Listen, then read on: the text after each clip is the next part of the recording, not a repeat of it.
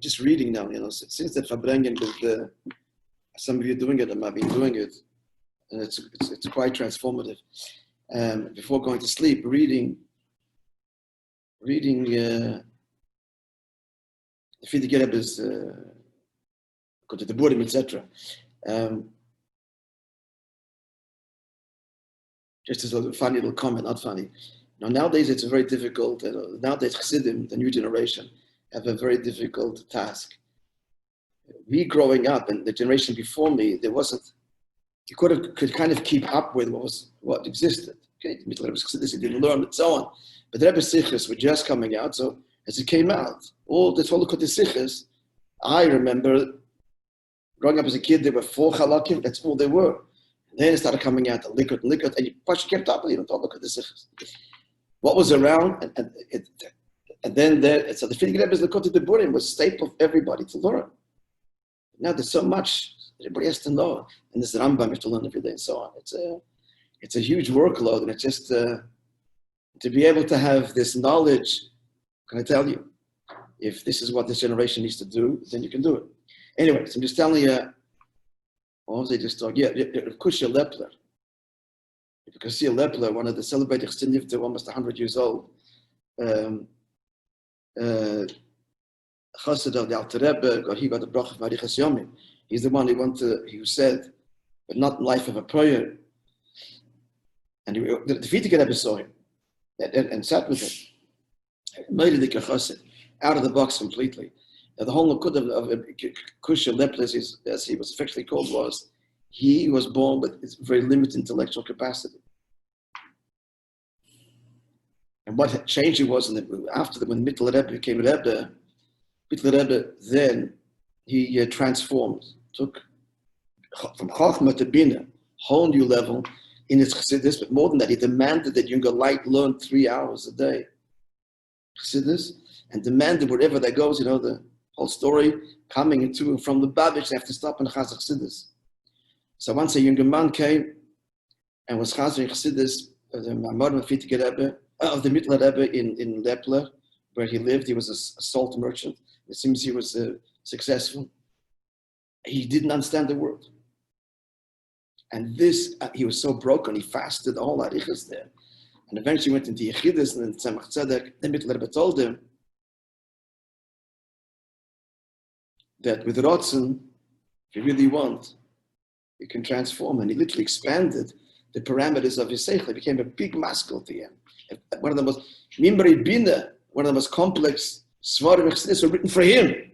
Chassidus were different Chassidim. But what happened there, that Maimer? This Nakud. He understood, they didn't understand. And with the Shaige, there was the emes of Shaige. He was crying out, he fasted, and he was bitter and angry and so on. And that was the beginning of his transformation. So there was this understanding, he heard the words, but he understood, he understands nothing. Okay, today's story. I don't remember what I chosen. No, it's not from here. It's from here.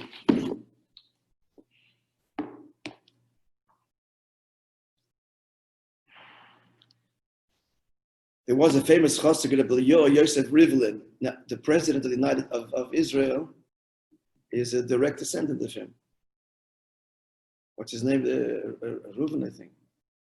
Rivlin is his last name. So he was one of the prominent Chassidim of the Mittler Rebbe, later the Tzemach Tzedek. So he fell ill with tuberculosis, and the adhesions from his lungs became attached to his rib cage. The doctors told him his days were numbered, and getting this report, he comes to the Tzemach Tzedek.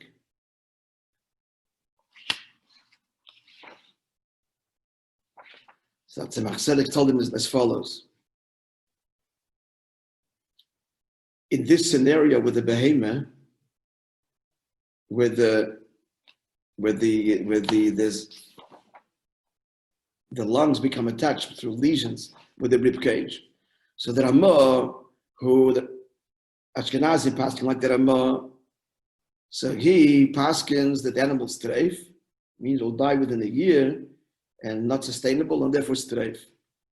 But the the Shulchan Aruch, Rabbi Yosef Kaira, who was a Sephardi, so he paskins that the animal is kosher. And hence, go to Eretz Yisrael. Because in Eretz Yisrael, they paskin like the Beis Yosef, like the Shulchan Aruch, Rabbi Yosef Kaira. And so he took the Tzemach Tzedek's advice. He lived 20 years longer in Eretz Yisrael, and very instrumental there. Just to tell you, before he went,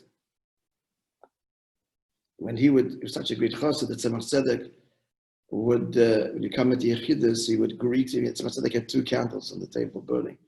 He would pick them up and greet him, holding the 2 candles. Anyway, so now he sees at Yisrael. So one day he shows up in Lubavitch, and the Tzemach says to him, Tzemach Tzedek said to him, but he knows this is a matter of life and the opposite. So the Chassid Rabbi Yosef said to him, he said, fish spend their entire time in the water because that's their life. And of course, if they leave the water, they can't survive. He says, when it rains, all the fish come to the surface. Why? Because the fish want to get water from heaven.